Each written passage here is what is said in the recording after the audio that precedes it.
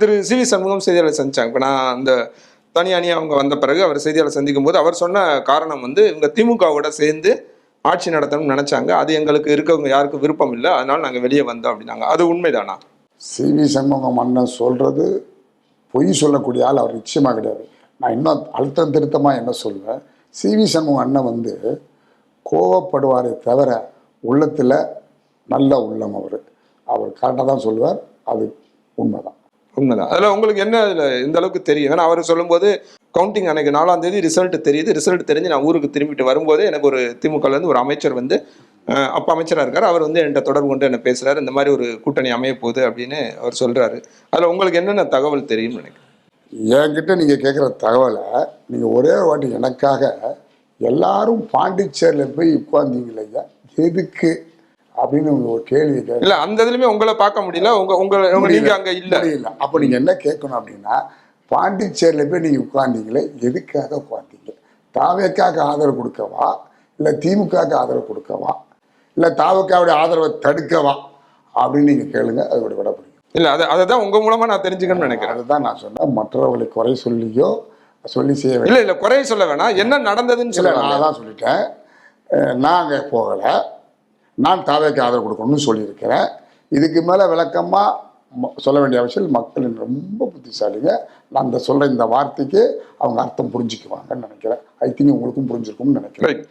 இப்போ 4 பேர் பதவி விலகி இப்போ தாவேக்கால இணைஞ்சிருக்காங்க அப்படின்றது இதோட அது முடிய போகிறதா, இல்லை இன்னும் அடுத்தடுத்து எம்எல்ஏக்கள் வருவார்கள்னு எதிர்பார்க்கலாமா? அதுதான் சொல்கிறேன். மற்றவங்களோட சுதந்திரத்திலேயோ மற்றவங்களுடைய எண்ணங்களுக்குள்ளேயோ நம்ம போகக்கூடாது. ஏன்னா என் பையன் கூட எண்ணங்களுக்கே நான் போகக்கூடாதுன்னு நினைக்கிறேன். என்னுடைய சக சட்டமன்ற உறுப்பினர்கள் போவாங்கன்னு நான் உங்ககிட்ட சொல்லி ஒரு பொய்யான வாக்குறுதியோ இல்லை உண்மையான வாக்குறுதியோ கொடுக்கறதுக்கு நான் யார்? நான் என்ன கேளுங்க, நீ என்னதுக்கு எடுத்த? கரெக்ட், நான் இதுதான் எடுத்தேன், இதில் தான் போனேன். வெரி போல்டாக நான் சொல்கிறேன். பட் அவங்க போவாங்களா இவங்க போவாங்களான்னு கேட்டால் எனக்கு சொல்ல தெரியாது. சொல்ல தெரியாதுங்க கூட சொல்லக்கூடாதுங்கிற டீசன்ஸை நான் மெயின்டைன் பண்ணுறேன். ரைட். ஒரு விமர்சனமா நீங்க 4 எம்எல்ஏக்கள் வெளியே போன பிறகு ஒரு விமர்சனமாகவே பேசப்பட்டு எல்லா பத்திரிகையாளர்களும் சரி, அரசியல் பார்வையாளர்களா இருக்கவங்களும் சரி வந்து ஏதோ ஒரு டீல் அவங்க வந்து தாவேகா தரப்புல ஏதோ ஒரு உறுதி கொடுத்துருப்பாங்க.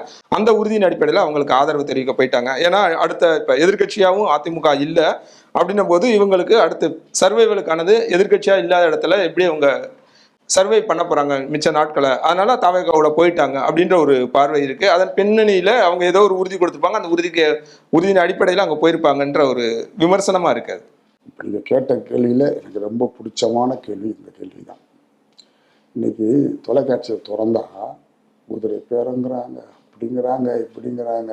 ஐயா, எங்களுக்கு குதிரையும் தெரியாது, பேரமும் தெரியாது. இது யாருக்கு தெரியும்? குதிரையை பார்த்தவனுக்கு குதிரை தெரியும்.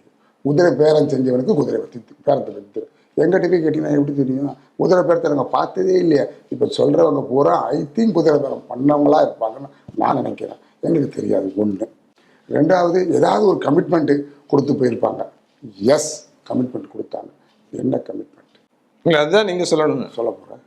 என்ன கமிட்மெண்ட்? என் தொகுதிக்கு நல்லது செய்யணும். என்ன நல்லது செய்ய போகிறாங்க?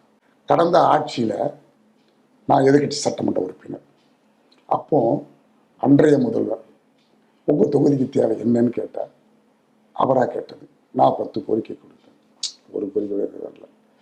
நான் செய்த முதல் அஜெண்டாவே இந்த 10 கோரிக்கையில் முடிஞ்ச வரைக்கும் நிறைவேற்றீங்களா அப்படின்னு சிஎம்கிட்ட சொல்லும்போது சிஎம் ரொம்ப சந்தோஷப்பட்டு அது செய்யத்தான் அங்கே வந்திருக்கிறோம், செஞ்சு தரோம்னு சொன்னார். அதன் அடிப்படையில் இன்றைக்கி காலையில் என்னுடைய தொகுதி விவசாய பூமி, அங்கே 3 அணைகள் இருக்குது. பாபநாசம், சேருளாறு, மணிமுத்தாறு 3 அணைக்கட்டுகள் இருக்குது. விவசாயத்தை நம்பியிருக்க அந்த விவசாயத்துக்கு தண்ணி தேவை. அந்த கெனால் பூரா சிமெண்ட் லைனிங் செஞ்சு தரணும் அப்படின்னு இன்னைக்கு ஒரு மனு கொடுத்து உடனடியே நீர்ப்பாசனத்துறை அமைச்சர் எங்களுடைய பொதுச் செயலாளர் அண்ணன் ஆனந்தன் அவர்கள் உடனடியே அந்த அதிகாரியை கூப்பிட்டு இதுக்கான நடவடிக்கை எடுங்க அப்படின்னு சொல்லியிருக்கார். இதுதான் எங்களுடைய முதல் கமிட்மெண்ட். அவங்க எனக்கு கொடுத்த கமிட்மெண்ட். மற்றவங்க சொல்கிற மாதிரி குதிரையும் கிடையாது, பேரமும் கிடையாது. அது வாங்குற ஆள் நான் கிடையாது. உங்களுக்கெல்லாம் தெரிஞ்சிருக்கும்னு நினைக்கிறேன். நான் வந்து ஸ்டேட் அப்படின்னு நான் சொல்லக்கூடாது. என் தொகுதியில் வந்து கேளுங்க, நான் ஸ்டேட் அப்படின்னு சொல்லுவாங்க அப்படின்னு நினைக்கிறேன். 10 பேர் மாற்றி சொல்லுவாங்க, அதெல்லாம் கவலைப்படக்கூடாது. ஸோ அந்த அடிப்படையில் எனக்கு கொடுத்த கமிட்மெண்ட் உங்கள் தொகுதிக்கு இதெல்லாம் செஞ்சு தரணும். நான் இருந்தாலும் இல்லாட்டியும் இந்த தொகுதிக்கு நல்லது நடக்கணும். இப்போ இதுவே அதிமுகல இருந்து செய்ய முடியாதுன்னு நீங்க நினைக்கிறீங்களா? அதிமுகல நீங்க எம்எல்ஏ தருக்கீங்க, சிட்டிங் எம்எல்ஏ. இங்க இருந்து இதே அரசிட்ட நீங்க கோரிக்கை வைத்து அதை செயல்படுத்த முடியாதுன்னு நினைக்கிறீங்களா? கடந்த 5 ஆண்டுல சட்டமன்ற உறுப்பினராக, எதிர்கட்சி சட்டமன்ற உறுப்பினராக, அதிமுக சட்டமன்ற உறுப்பினர் ஒன்றும் நடக்கலை. ஸோ அப்போது இப்போ இருக்க அரசும் அப்படி தான் இருக்குமா அப்படின்னு நீங்கள் கேட்பீங்க. அதுக்கு நான் பதில் சொல்லிடுறேன். என்னன்னு கேட்டால், இப்போ இருக்கிற அரசு கண்டிப்பாக எல்லாத்துக்கும் நல்லது செய்யும். அந்த அடிப்படையில் 2 விஷயம் நான் தான் பல இடத்துல சொல்லிட்டுருக்கேன். என் வீட்டில் நான் இப்படி கால் போட்டு உட்காருறது கரெக்டாக, பக்கத்து வீட்டில் போய் கால் போட்டு உட்காருறது கரெக்டாக அப்படின்னு கேட்டால், என் வீட்டில் கால் போட்டு உட்காரதா எனக்கு சிறப்பு மரியாதை. அந்த அடிப்படையில் ஆளுங்கட்சியில் நம்ம ஒரு உறுப்பினராக, தொண்டனாக இருந்து என் தொகுதிக்கு என்ன செய்ய முடியும் அப்படிங்கும்போது அதுக்கு ஒரு வலு உண்டு. அந்த அடிப்படையில்